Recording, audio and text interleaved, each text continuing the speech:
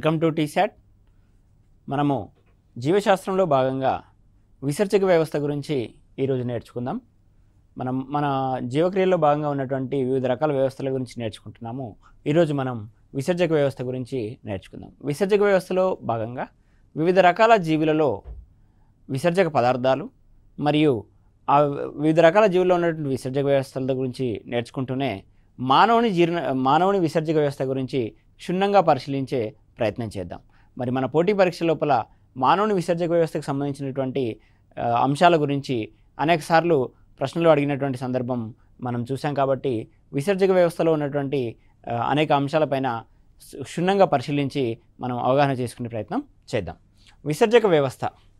విసర్జక వ్యవస్థలో మనకు జీవక్రియలో భాగంగా ఏర్పడేటువంటి వ్యర్థ పదార్థాలను దేహం నుంచి బయటికి పంపించే ప్రక్రియనే విసర్జక వ్యవస్థ అని అంటారు. అంటే ఒక జీవక్రియలో ఏదైనా ఒక అంత్యపదార్థం వ్యర్థ పదార్థంగా ఏర్పడినట్లయితే ఆ వ్యర్థ పదార్థాన్ని బయటికి పంపించేటువంటి ప్రక్రియనే మనం విసర్జనగాను, ఆ విసర్జనలో అమడి ఉన్న అవయవాల మొత్తాన్ని గురించి చూడడాన్ని విసర్జక వ్యవస్థగా పేర్కొనడం జరుగుతుంది. మనకు జీవులు అనేటువంటి వ్యర్థ పదార్థాలను అమోనియా, యూరియా మరియు యూరిక్ ఆమ్లం ఈ 3 రూపాల లోపల బయటకు విసర్జిస్తాయి. ప్రకృతిలో ఉన్నటువంటి అనేక రకాల జీవులు అనేటువంటివి విసర్జక పదార్థాలను అమోనియా, యూరియా, యూరిక్ ఆమ్లము రూపంలో బయటకు విసర్జిస్తాయి. అంటే ఏ జీవులు అమోనియాను విసర్జిస్తున్నాయి, ఏ జీవులు యూరియాను విసర్జిస్తున్నాయి, ఏ జీవులు యూరిక్ ఆమ్లాన్ని విసర్జిస్తున్నాయి అనే అంశాల ఆధారంగా జీవులను విసర్జక పదార్థాల ఆధారంగా వర్గీకరించడం అనేటువంటిది జరిగింది. ఏ జీవులైతే అమోనియాను విసర్జక పదార్థంగా విసర్జిస్తాయో ఆ జీవుల యొక్క విసర్జక పద్ధతిని అమోనోటెలిజం అని పేర్కొనడం జరుగుతుంది.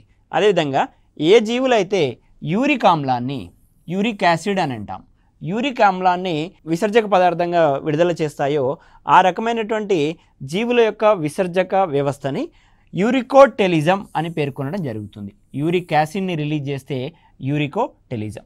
ఇక్కడ రాస్తున్నాను.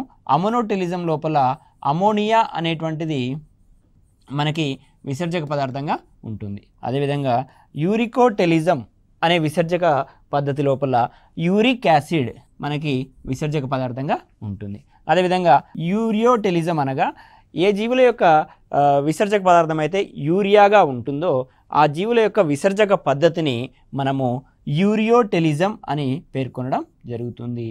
యూరియా మనకు తెలుసు. యూరియా యొక్క స్ట్రక్చర్ కనుక చూసినట్లయితే NH2COO NH2 అన్న విషయాన్ని గుర్తుంచుకోండి. యూరిక్ యాసిడ్ లోపల చివరన COOH అనేటువంటిది వస్తుంది. కార్బాక్సిలిక్ యాసిడ్ ఫంక్షన్ గ్రూప్ సంబంధించింది. అమోనియా యొక్క ఫార్ములాను కనుక చూసినట్లయితే NH3 అనే విషయాన్ని గుర్తుంచుకోండి. ఈ విధంగా అమోనోటెలిజం, యూరికోటెలిజం, యూరియోటెలిజం అనగా ఏ జీవుల యొక్క విసర్జక పదార్థం అయితే యూరియాగా ఉంటుందో ఆ జీవుల యొక్క విసర్జక పద్ధతిని యూరియోటెలిజంగా పేర్కొనడం జరిగింది. ఇది ప్రధానంగా 3 రకాల విసర్జక పదార్థాలు మరియు ఆ జీవుల యొక్క విసర్జక పద్ధతుల గురించి సంబంధించిన ఇన్ఫర్మేషన్ మనము ఇంకా నెక్స్ట్ స్లైడ్ లోపల ఈ జీవుల గురించి ఎగ్జాంపుల్స్ని ఆధారంగా చేసుకొని చూద్దాం. మరి ఎందుకు కొన్ని రకాల జీవులు యూరియాని, కొన్ని రకాల జీవులు అమోనియాని, మరికొన్ని రకాల జీవులు మనకి యూరిక్ యాసిడ్ని విసర్జిస్తున్నాయన్న విషయాన్ని కనుక చూసినట్లయితే నీటి లభ్యత అనేటువంటి అంశం ఆధారంగా ఆయా జీవులు వాటి విసర్జక పదార్థాలను కలిగి ఉన్నాయి. అంటే నీటి లభ్యత ఎక్కడైతే అధికంగా ఉంటుందో అటువంటి జీవులు అమోనియాని అనగా NH3ని మనకి విడుదల చేయడం జరుగుతుంది. NH3ని విసర్జక పదార్థంగా కలిగి ఉన్నాయి. సో ఎప్పుడైతే ఆ జీవులు అధిక నీటి లభ్యతను కలిగి ఉన్నాయో అధిక నీటి లభ్యత కారణంగా అవి అమోనియాని విసర్జిస్తున్నాయి. కావున వాటి లోపల విసర్జక పదార్థం అనేటువంటిది అమోనియాగాను, ఆ రకమైనటువంటి విసర్జక పద్ధతిని అమోనోటెలిజం గాను మరియు ఆ జీవులని అమోనోటెలిక్ జీవిగా పేర్కొనడం అనేటువంటిది జరుగుతుంది. సో నీటి లభ్యతను ఆధారం చేసుకొని విసర్జక పదార్థాలు అనేటువంటివి మారుతున్నాయి. నీటి లభ్యత సాధారణ పరిస్థితులలో ఉంటుందో ఆ సాధారణ పరిస్థితుల్లో ఉన్నటువంటి జీవుల లోపల యూరియా అనేటువంటిది మనకి విసర్జక పదార్థంగా ఉంటుంది. NH2COO NH2 అనేటువంటిది యూరియా యొక్క formula. NH2 C double bond O NH2. So ఇది యూరియా యొక్క ఫార్ములా. ఎప్పుడైతే నీటి లభ్యత సాధారణంగా ఉంటుందో అప్పుడు మనకి యూరియా అనేటువంటి విసర్జక పదార్థంగా ఉంటుంది. ఆ జీవిని మనము యూరియోటెలిక్ జీవిగా పేర్కొనడం జరుగుతుంది. మరి ఆ యూరియోటెలిక్ జీవులకి ఎగ్జాంపుల్స్ ఉదాహరణలు కనుక చూసినట్లయితే వానపాము అండ్ క్రీడా వర్గానికి చెందినటువంటి వానపాము, నత్త, రొయ్య, మృదులాస్థి చేపలు, అదేవిధంగా కప్ప, క్షీరదాలు. ఈ రకమైన జీవుల లోపల కప్ప లోపల, మృదులాస్థి చేపల లోపల, రొయ్య లోపల, నత్త లోపల, అదేవిధంగా వానపాము లోపల మనకి విసర్జక పదార్థం అనేటువంటిది యూరియా ఉంటుంది. అందుకే ఈ జీవులను యూరియోటెలిక్ జీవులుగా పేర్కొనడం అనేటువంటి జరుగుతుంది. ఈ రకమైన జీవులకి నీటి లభ్యత అనేటువంటిది సాధారణ స్థితిలో ఉంటుంది. అంటే మరీ ఎక్కువగాను ఉండదు, మరీ తక్కువగాను ఉండకుండా సాధారణ స్థితిలో ఉంటుంది. కాబట్టి ఈ రకమైన జీవులు మనకి యూరియాను విసర్జించేటువంటి ఆస్కారం ఉన్న కారణంగా మనం వీటిని యూరియోటెలిక్ జీవులుగా పిలుస్తున్నాం. అదేవిధంగా మనకి నీటి లభ్యత అనేటువంటిది లేకుండా కొరత ఎక్కువగా ఉన్నట్లయితే, అంటే నీటి కొరత కనుక ఎక్కువగా ఉన్నట్లయితే మరి ఆ నీటి కొరత ఎక్కువగా ఉన్నటువంటి జీవులు ఏవైతే ఉన్నాయో ఆ జీవులు యూరిక్ ఆమ్లాన్ని విసర్జక పదార్థంగా విసర్జిస్తాయి. ఎప్పుడైతే యూరిక్ ఆమ్లాన్ని విసర్జక పదార్థంగా కలిగి ఉన్నాయో ఆ జీవులని మనము యూరికోటెలిక్ జీవులుగా వర్గీకరించడం అనేటువంటిది జరిగింది. ఇంతకుముందు పోటీ పరీక్షల లోపల యూరికోటెలిక్ జీవి యొక్క విసర్జక పదార్థము ఏది అని కింద యూరియా, అమోనియా, యూరిక్ యాసిడ్ ఆ రకంగా ఆప్షన్స్ ఇచ్చినప్పుడు యూరికో లోపల యూరియా ఉంది, యూరిక్ ఆమ్లం ఉంది. అభ్యర్థులు చాలామంది కన్ఫ్యూజ్ అయినటువంటి సందర్భాలు అనేకం ఉన్నాయి. కాబట్టి జాగ్రత్తగా గుర్తుపెట్టుకోండి, యూరికోటెలిక్ జీవి యొక్క విసర్జక పదార్థం అనేటువంటిది యూరిక్ ఆమ్లము. అదేవిధంగా యూరియోటెలిక్ జీవి యొక్క విసర్జక పదార్థం అనేటువంటిది యూరియా అనే విషయాన్ని గుర్తుంచుకోవాలి. ఇక్కడ యూరికోటెలిక్ జీవుల లోపల నీటి కొరత అనేటువంటిది ఉంటుంది. యూరికోటెలిక్ జీవుల లోపల నీటి కొరత ఉన్న కారణంగా యూరిక్ ఆమ్లం అనేటువంటిది విసర్జక పదార్థంగా ఉంటుంది. ఆ రకమైనటువంటి జీవులు ఏమైనా ఉన్నాయనంటే ఇక్కడ చూడండి, మనకు కీటకాలు, క్రస్టేషియా జీవులు, పక్షులు, బల్లులు, ఓకేనా, పాములు, అదేవిధంగా సిల్వర్ ఫిష్. ఒక్కొక్కసారి ఈ రకమైనటువంటి ఎగ్జాంపుల్స్ ఇచ్చి కూడా ఇచ్చినటువంటి జీవి యూరికోటెలిక్ జీవియా, యూరియోటెలిక్ జీవియా, లేకపోతే అమోనోటెలిక్ జీవియా అనేటువంటి అడిగేటువంటి ఆస్కారం కూడా ఉంది. అందుకే ఎగ్జాంపుల్స్ని కూడా ఇక్కడ ఇవ్వడం జరిగింది. కీటకాలు, క్రస్టేషియా, పక్షులు, బల్లులు, పాములు, సిల్వర్ ఫిష్ ఇవన్నీ కూడా యూరిక్ ఆమ్లాన్ని విసర్జక పదార్థాన్ని కలిగి ఉన్నాయి. కాబట్టి వీటిని మనము యూరికోటెలిక్ జీవులని చెప్పడం జరుగుతుంది. పక్షులు, బల్లులు, పాములు, సిల్వర్ ఫిష్ ఇలాంటివి గుర్తుపెట్టుకోండి, యూరికోటెలిక్ జీవులు. అదేవిధంగా అమోనియాని విసర్జక పదార్థంగా కలిగి ఉన్నటువంటి జీవులను మనము అమోనోటెలిక్ జీవులని అనడం జరుగుతుంది. అమోనియా అంటే NH3 అనేటువంటిది ఫార్ములా. ఈ రకమైనటువంటి జీవులకి అంటే అమోనోటెలిక్ జీవులకి, అమోనియాని విసర్జక పదార్థంగా కలిగి ఉన్నటువంటి జీవులకి నీటి లభ్యత అనేటువంటిది అధికంగా ఉంటుంది. నీటి లభ్యత అధికంగా ఉన్న కారణంగా ఈ రకమైనటువంటి జీవులు అమోనియాని విసర్జక పదార్థంగా కలిగి ఉన్నాయి. వీటిని అమోనోటెలిక్ జీవులు అని అంటాము. నీటిలోని అనిలిడ, ఇవి నీటిలోనే జీవిస్తాయి కాబట్టి వీటికి నీటి లభ్యత అనేటువంటిది అధికంగా ఉంటుంది. నీటిలో నివసించేటువంటి క్రస్టేషియా జీవులు, మొలస్కా జీవులు, అస్థి చేపలు, అదేవిధంగా ఊపిరితిత్తి చేపలు ఈ రకమైనటువంటి జీవులన్నిటికీ కూడా నీటిలో నివసిస్తాయి. కాబట్టి నీటి లభ్యత అధికంగా ఉన్న కారణంగా అమోనియా అనేటువంటిది విసర్జక పదార్థంగా ఉంది. వీటిని అమోనోటెలిక్ జీవులని పేర్కొనడం జరుగుతుంది. ఇక్కడ చూడండి, అమోనియాని మనము యూరియాతో కంపేర్ చేసినప్పుడు, యూరిక్ ఆమ్లంతో కంపేర్ చేసినప్పుడు విషతత్వం అనేటువంటిది ఎక్కువగా ఉంటుంది. అమోనియాకి విషతత్వం అనేటువంటిది ఎక్కువగా ఉంటుంది. Highly poisonous when compared with the urea and uric ఆమ్లము అనే విషయాన్ని గుర్తుంచుకోండి. ఓకేనా. నెక్స్ట్ మనకి సాలెపురుగు లోపల ఒక ప్రత్యేకమైనటువంటి విసర్జక పదార్థం అనేటువంటిది ఉంది. సాలెపురుగులో ఉన్నటువంటి విసర్జక పదార్థాన్ని మనం గ్వానిన్ అని అంటాం. సాలెపురుగులో ఉన్నటువంటి విసర్జక పదార్థాన్ని మనం గ్వానిన్ అని పేర్కొనడం జరుగుతుంది. ఈ రకమైన జీవిని మనం గ్వానోటెలిక్ అని, వీటి లోపల కూడా నీటి కొరత అనేటువంటిది అధికంగా ఉంటుంది. అంటే నీటి లభ్యత అనేటువంటిది తక్కువగా ఉంటుంది సాలెపురుగు లోపల. కావున గ్వానిన్ని విసర్జక పదార్థం కలిగి ఉంది. ఈ రకమైన జీవిని మనము గ్వానోటెలిక్ జీవిగా పేర్కొనడం జరుగుతుంది. మొత్తంగా యూరియోటెలిక్, యూరికోటెలిక్, అమోనోటెలిక్, గ్వానోటెలిక్ అంటే ఏమిటి, ఆ రకమైనటువంటి జీవులకి ఉన్నటువంటి ఉదాహరణలు మరియు వాటి లోపల ఉన్నటువంటి విసర్జక పదార్థాన్ని మనము గుర్తుంచుకోవాల్సినటువంటి అవసరం ఉంది. నెక్స్ట్ మనం ఇంకా చూద్దాం, మానవుని యొక్క విసర్జక వ్యవస్థ. ఇప్పుడు వివిధ రకాల జీవుల లోపల విసర్జక పదార్థాల ఆధారంగా ఏ రకమైనటువంటి విభజన జరిగిందనే విషయాన్ని చూసాము. ఇప్పుడు మానవుని యొక్క విసర్జక వ్యవస్థ గురించి చూద్దాం. మానవుని యొక్క విసర్జక వ్యవస్థ లోపల ప్రధానంగా మూత్రపిండాలు, మూత్రనాళాలు, అదేవిధంగా మూత్రాశయము అనే అవయవాలు అనేటువంటి ప్రధానంగా ఉంటాయి. ఇంకా ప్రసేకము ఆ విధంగా ఉన్నప్పటికీ ప్రధానంగా మనం అధ్యయనం చేయాల్సినవి మూత్రపిండాలు, మూత్రనాళాలు, మూత్రాశయం అనేటువంటి ప్రధాన భాగాలు ఉన్నాయి. ఈ ప్రధాన భాగాల గురించి తెలుసుకునే క్రమంలో మనము పోటీ పరీక్షల్లో ఏ రకమైనటువంటి ప్రశ్నలు వస్తున్నాయనే అంశాల ఆధారంగా కొన్ని చాలా తక్కువ మొత్తంలో ఇక్కడ మనము అంశాలను ఎక్స్ప్లెయిన్ చేయడం జరుగుతుంది. ఆ అంశాలు అనేటువంటివి చాలా ఇంపార్టెంట్, అందరూ కూడా గుర్తుంచుకోవాల్సినటువంటి అంశాలను మాత్రమే ఇక్కడ ఎక్స్ప్లెయిన్ చేయడం జరుగుతుంది. నెక్స్ట్ ఒకసారి మూత్రపిండాల గురించి చూద్దాం. సాధారణంగా ఇవి మూత్రపిండాలు అనేటువంటి చిక్కుడు గింజ ఆకారంలో ఒక జత అనేటువంటిది ప్రతి మానవం లోపల ఉంటాయి. ఈ మూత్రపిండాల నుంచి మూత్రనాళాలు అనేటువంటివి బయలుదేరి మూత్రాశయంలోకి చేరుతాయి. మరి మూత్రనాళాలు అనేటువంటివి మూత్రపిండాల నుంచి మూత్రాన్ని మూత్రాశయంలోకి చేరుస్తాయి. మనకి ప్రతి మానవం లోపల ఒక జత మూత్రపిండాలు అనేటువంటివి ఉంటాయి. ఈ ఒక జత మూత్రపిండాల నుంచి ఒక జత మూత్రనాళాలు అనేటువంటి బయలుదేరి మూత్రాశయంలోకి చేరుతాయి. ఈ మూత్రనాళాల యొక్క పని ఏమిటి అంటే మూత్రపిండాల్లో తయారైనటువంటి మూత్రాన్ని మూత్రపిండాల నుంచి మూత్రాశయంలోకి చేరుస్తాయి. ఒకసారి మనము డయాగ్రామ్లో కూడా మళ్ళీ చూద్దాము. మూత్రాశయం యొక్క పని ఏంటి అంటే ఇది ప్రధానంగా మూత్రాన్ని నిల్వ చేస్తుంది. అదేవిధంగా స్ట్రెచ్ గ్రాహకాల ద్వారా మూత్రాన్ని బయటకు పంపిస్తుంది. ఎప్పుడైతే మనకు బ్లాడర్ ఫుల్ అవుతుందో, యూరినరీ బ్లాడర్ ఎప్పుడైతే ఫుల్ అవుతుందో అక్కడ ఉండేటువంటి వలయాకార కండరాల సంకోచ వ్యాకోచాల కారణంగా స్ట్రెచ్ గ్రాహకాలకి ఇన్ఫర్మేషన్ అనేటువంటిది వెళ్తుంది. ఈ స్ట్రెచ్ గ్రాహకాల నుంచి మెదడుకి వెళ్తున్నటువంటి సందేశం కారణంగానే మనము మూత్రాన్ని బయటకు పంపించేటువంటి ఆస్కారం ఉంటుంది.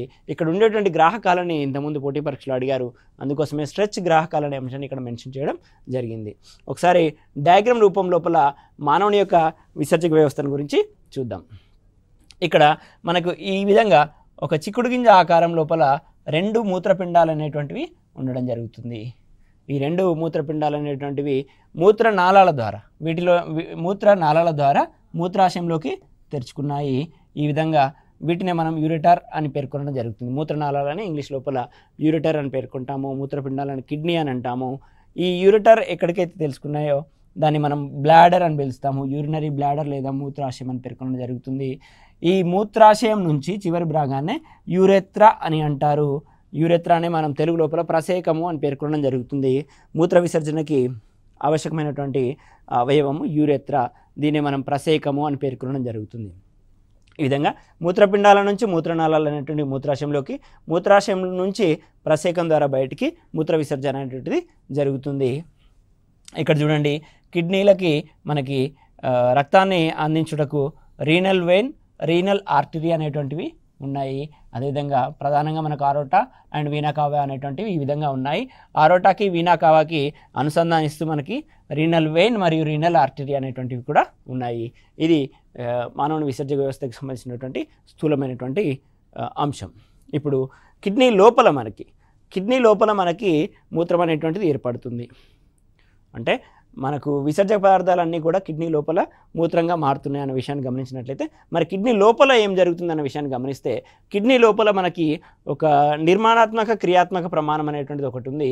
దాన్నే మనము మూత్రనాళిక లేదా నెఫ్రాన్ అని పేర్కొనడం జరుగుతుంది. మూత్రనాళిక లేదా నెఫ్రాన్ అని పేర్కొనడం జరుగుతుంది. ఈ విధంగా మూత్రపిండాల యొక్క నిర్మాణాత్మక మరియు క్రియాత్మక ప్రమాణం అంటే మూత్రపిండాలు వేటితో నిర్మాణమై ఉన్నాయి అని అంటే నెఫ్రాన్తో నిర్మాణమై ఉన్నాయి. మూత్రపిండాల్లో జరిగేటువంటి క్రియ ఏదైతే ఉందో ఆ క్రియ దేని ద్వారా జరపబడుతుంది అని అంటే నెఫ్రాన్. దాన్నే మనం మూత్రనాళిక అని పేర్కొనడం జరుగుతుంది. మూత్రపిండాల యొక్క నిర్మాణాత్మక క్రియాత్మక ప్రమాణంగా ఇక్కడ మనకి నెఫ్రాన్ అనేటువంటిది లేదా మూత్రనాళిక అనేటువంటిది ఉండడం జరిగింది. మూత్రనాళిక లోపల మళ్ళీ ప్రధానంగా 3 భాగాలు అనేటువంటివి ఉంటాయి. వాటి గురించి మనం నెక్స్ట్ స్లైడ్ లోపల డయాగ్రామ్ ద్వారా మనం ఒకసారి అధ్యయనం చేద్దాం. ఇప్పుడు మనము మూత్రపిండాల యొక్క క్రియాత్మక మరియు నిర్మాణాత్మక ప్రమాణమైనటువంటి నెఫ్రాన్ గురించి నేర్చుకుందాము. ఈ నెఫ్రాన్నే మనము మూత్రనాళిక అని పేర్కొనడం జరుగుతుంది. ఈ మూత్రనాళిక లోపల ప్రధానంగా 3 భాగాలు అనేటువంటివి ఉంటాయి. ఇక్కడ మాల్ఫీజియన్ గుళిక అనేటువంటిది ఒకటి, మరియు ఇక్కడ వృక్క నాళిక అనేటువంటిది ఒకటి, మరియు సంగ్రహణ నాళం అనేటువంటి ఒక 3 భాగాలు అనేటువంటివి స్థూలంగా ఉంటాయి. మనకి ఇంత సూక్ష్మంగా ప్రశ్నలు రాకపోవచ్చు, కానీ పోటీ పరీక్షల నేపథ్యంలో మనం ఒక అవగాహన కలిగి ఉంటే మంచిదన్న విషయంగా ఇక్కడ డయాగ్రామ్ అనేటువంటిది ఇవ్వడం జరిగింది. మాల్ఫీజియన్ గుళిక లోపల మళ్ళీ మనకు 2 రకాలు అనేటువంటివి ఉంటాయి. గ్లోమరులస్ మరియు బౌమన్స్ గుళిక అనేటువంటి రెండు ఉంటాయి. గ్లోమరులస్ లోపల రక్త గుచ్చాలు అనేటువంటివి, అంటే రక్త ప్రసరణ అధికంగా జరిగేటువంటి అనేక రక్తకేశ నాళికలు అనేటువంటివి ఇక్కడ ఉండడం జరుగుతుంది. ఈ బౌమన్స్ గ్లోమరులస్కు మధ్యలోనే మనకి ఈ విసర్జక పదార్థాలు అనేటువంటివి సంగ్రహించబడి ఆ విధంగా మనకి ఇక్కడ వృక్క నాళికలోకి ఆ విసర్జక పదార్థాలు అనేటువంటివి రావడం జరుగుతుంది. వృక్క నాళిక లోపల తిరిగి 3 భాగాలు అనేటువంటివి ఉంటాయి. ఇక్కడ లెఫ్ట్ సైడ్లో ఉన్నటువంటి సమీపస్థ సంవలిత నాళము, రైట్ సైడ్లో ఉన్నటువంటి దూరస్థ సంవలిత నాళము, మరియు కింది భాగంలో ఉన్నటువంటి హెన్లీ శిక్యం అనేటువంటి 3 భాగాలు అనేటువంటివి వృక్క నాళికలో భాగంగా ఉంటాయి. ఈ వృక్క నాళిక తర్వాత మనకి సంగ్రహణ నాళం అనేటువంటి 3వ భాగం అనేటువంటిది ఉంటుంది. ఇది మనకి నెఫ్రాన్కి సంబంధించినటువంటి స్థూలమైనటువంటి అంశాలు. మూత్రం ఏర్పడే విధానంలో ఏ రకమైనటువంటి దశలు ఉన్నాయనేటువంటిది స్థూలంగా చూద్దాము. మనకు 2023లో జరిగినటువంటి గ్రూప్ 1 ప్రిలిమ్స్ ఎగ్జామ్ లోపల మనకి డైరెక్ట్గా వచ్చినటువంటి క్వశ్చన్ ఇక్కడ నుంచి అబ్జర్వ్ చేయవచ్చు. ఇవే దశల్ని 4 దశల్ని మనకి జిగ్జాగ్ చేసి, అంటే ఈ కింది దశలు మూత్రం ఏర్పడే దశల్ని ఆరోహణ క్రమంలో లేదా అవరోహణ క్రమంలో లేదా సరైన క్రమంలో అమర్చండి అని ఒక క్వశ్చన్ ఇచ్చేసి ఈ 4 అంశాలని, ఈ 4 ఆప్షన్స్ని ఇవ్వడం జరిగింది. ఇక్కడ మనం గుర్తుంచుకోవాల్సింది గుచ్చగాలనము అనగా గ్లోమెరులార్ ఫిల్ట్రేషన్ అనేటువంటిది ముందుగా జరుగుతుంది. ఆ తర్వాత వర్ణాత్మక పునఃశోషణ అని అంటారు. దీన్నే సెలెక్టివ్ రిజార్ప్షన్ అనే అంశాన్ని మనం ఇక్కడ చూడాలి. వర్ణాత్మక పునఃశోషణ అని. నాళికా స్రావము అంటే సెక్రేషన్ అని అంటారు. ఇది మూడవ దశ, మూత్రం ఏర్పడే విధానం లోపల 3వ దశ. అదేవిధంగా చివరి దశ ఏంటి అని అంటే అధిక గాఢత గల మూత్రం అనేటువంటిది ఏర్పడాలి. అంటే మూత్రం యొక్క కాన్సన్ట్రేషన్ అనేటువంటిది తక్కువగా ఉంటుంది. ఫర్ ఎగ్జాంపుల్, మనకి ఒక ద్రావణం లోపల, వాటర్ లోపల ఎన్ని ద్రావిత అణువులు ఉన్నాయి అనే దాన్నే మనం గాఢత అని అంటాము. సో మనకు ప్రాథమికంగా ఏర్పడినటువంటి మూత్రం లోపల వ్యర్థ పదార్థాలు లేదా విసర్జక పదార్థాలు అనేటువంటివి తక్కువగా ఉంటాయి. ఈ వ్యర్థ పదార్థాలు లేదా విసర్జక పదార్థాలు తక్కువగా ఉన్నటువంటి మూత్రం అనేటువంటిది అధిక గాఢత గల మూత్రంగా మారాలి. అంటే దీనిలోకి అధిక మొత్తంలో ద్రావిత కణాలని కలపాలి, లేదా దీని నుంచి ద్రావణి కణాలను తీసివేయాలి. మరొకసారి చెప్తున్నాను వినండి. ఇక్కడ వాటర్ అనేటువంటిది ద్రావణిగా ఉంటుంది. విసర్జక పదార్థాలు ఏవైతే ఉన్నాయో, ఈ విసర్జక పదార్థాలు ఏవైతే ఉన్నాయో, ఈ ఎల్లో కలర్ మార్క్స్ని విసర్జక పదార్థాలు అని అనుకోండి, రెడ్ కలర్ మార్క్స్ని వాటర్ మోలిక్యూల్స్ అని అనుకున్నట్లయితే ఇక్కడ ఉన్నటువంటి విసర్జక పదార్థాలు అనేటువంటివి తక్కువ మొత్తంలో ఉంటాయి. అప్పుడు గాఢత తక్కువగా ఉంది అని పేర్కొనడం జరుగుతుంది. ఈ తక్కువ గాఢత ఉన్నటువంటి మూత్రం నుంచి అధిక గాఢత గల మూత్రం ఏర్పడాలి అని అంటే దీనిలో 2 రకాల పద్ధతులు. ఒకటి, ఈ విసర్జక పదార్థాల యొక్క పరిమాణం అనేటువంటిది పెరగాలి, లేదా నీటి అణువులను ఈ ద్రావణం నుంచి తీసివేయడం జరగాలి. సో అధిక గాఢత గల మూత్రం ఏర్పడాలి అని అంటే మనకు ఉన్నటువంటి విసర్జక పదార్థాలను అలాగే ఉంచి వాటర్ ఏదైతే ఉందో ఆ వాటర్ని మనం బాడీ అనేటువంటిది రీసార్ప్షన్ చేసుకోవడం అనేటువంటిది జరుగుతుంది, తిరిగి సంగ్రహించుకోవడం అనేటువంటిది జరుగుతుంది. సో ఆ విధంగా నీటి అణువులు తగ్గి విసర్జక పదార్థాలు అనేటువంటి పెరిగిన కారణంగా అధిక గాఢత గల మూత్రం అనేటువంటిది 4వ దశలో ఏర్పడుతుంది. మనకి ఫస్ట్ ఫిల్టరేషన్ అనేటువంటి జరుగుతుంది, తర్వాత రిసార్ప్షన్ అనేటువంటి జరుగుతుంది, తర్వాత సెక్రేషన్ జరుగుతుంది, తర్వాత అధిక గాఢత గల మూత్రం అనేటువంటిది ఏర్పడుతుంది. వీటినే తెలుగు లోపల గ్లోమెరులార్ ఫిల్టరేషన్ అని అంటాం, గుచ్చగోళనం అని అంటాం, వర్ణాత్మక పునఃశోషణ అని అంటాము, సెలెక్టివ్ రిసార్ప్షన్ అని అంటాము, ఇక్కడ నాళికా స్రావము సెక్రేషన్ అని అంటాము, అధిక గాఢత గల మూత్రం ఏర్పడడం, formation of urine which is high in concentration అనేటువంటిది 4వ దశగా ఉంటుంది. ఈ రకంగా మూత్రం ఏర్పడే విధానం లోపల 4 దశలు ఉన్నాయి. ఈ 4 దశల యొక్క క్రమాన్ని, ఆర్డర్ని గుర్తుపెట్టుకోండి. వీటిపైన డైరెక్ట్గా ప్రశ్న ఆల్రెడీ వచ్చింది కాబట్టి ఇక్కడ మనం కొంచెం ఇంపార్టెన్స్ ఇవ్వాల్సినటువంటి ఆవశ్యకత ఉంది. నెక్స్ట్ మనము విసర్జక వ్యవస్థకి సంబంధించినటువంటి కొన్ని వ్యాధులు అనేటువంటివి ఉన్నాయి. ఆ వ్యాధుల గురించి ఒకసారి తెలుసుకుందాము. మనకు అందరికీ సహజంగా తెలిసినటువంటి వ్యాధి డయాబెటీస్ ఇన్సిపిడస్ అని అంటాము. దీన్నే తెలుగు లోపల అతిమూత్ర వ్యాధి అని అంటాం. విసర్జక వ్యవస్థకు సంబంధించినటువంటి వ్యాధుల గురించి చూస్తున్నాము.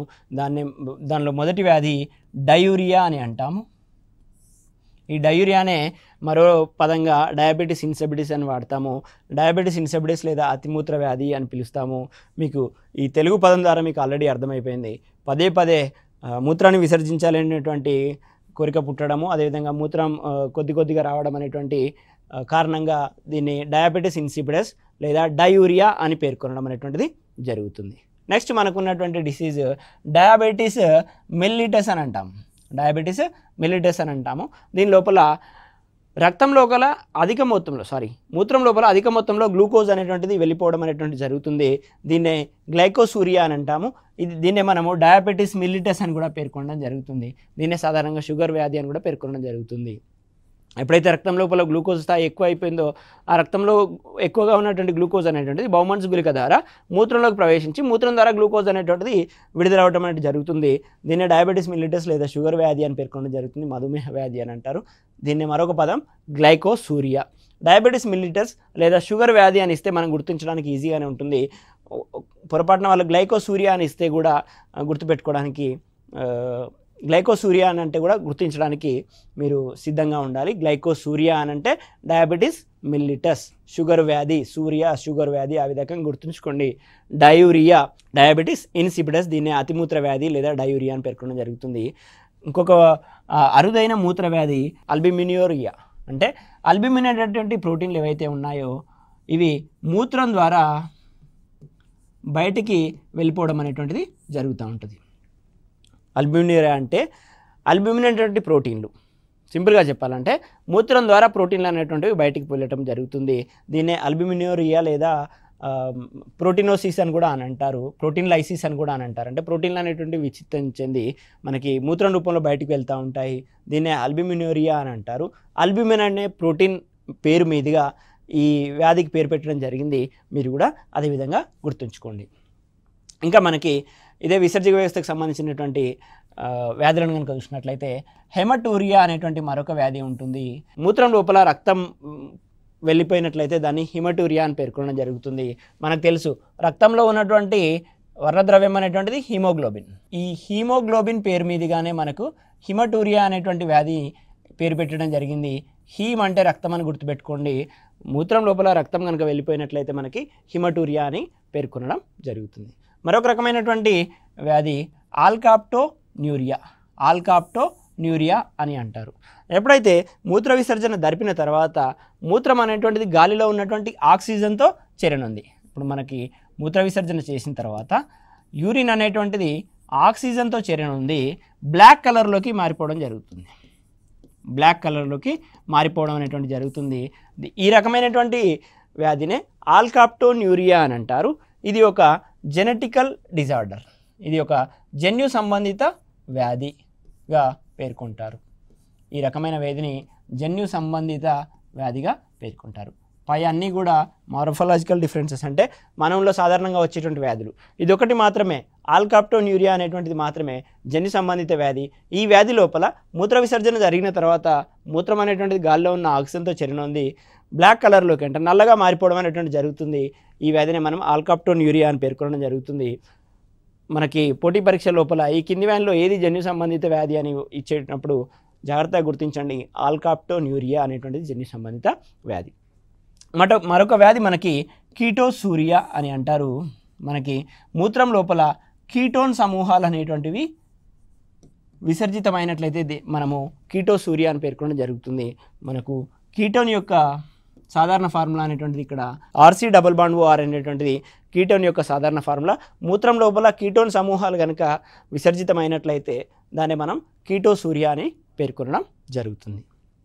మనకున్నటువంటి నెక్స్ట్ సాధారణ వ్యాధి మనము తరచుగా వినేటువంటి పదము కిడ్నీ స్టోన్స్ అని పేర్కొనడం జరుగుతుంది. అదే మూత్రపిండం లోపల రాళ్ళు ఏర్పడడం అని అంటాము. ఈ మూత్రపిండం లోపల రాళ్ళు ఎందుకు ఏర్పడతాయి అని అంటే సాధారణంగా మానవుడు తీసుకోవాల్సినటువంటి మోతాదులో నీరు తీసుకోకపోవడం కారణంగా నిర్జలీకరణ ప్రక్రియ అనేటువంటిది జరుగుతుంది. డీహైడ్రేషన్ అనేటువంటిది జరుగుతుంది. ఈ నిర్జలీకరణ ప్రక్రియ కారణంగా మనకి మూత్రం ద్వారా బయటికి వెళ్ళాల్సినటువంటి లవణాలు ఏవైతే ఉన్నాయో ఆ లవణాలు అనేటువంటివి సరిగ్గా బయటికి వెళ్ళవు.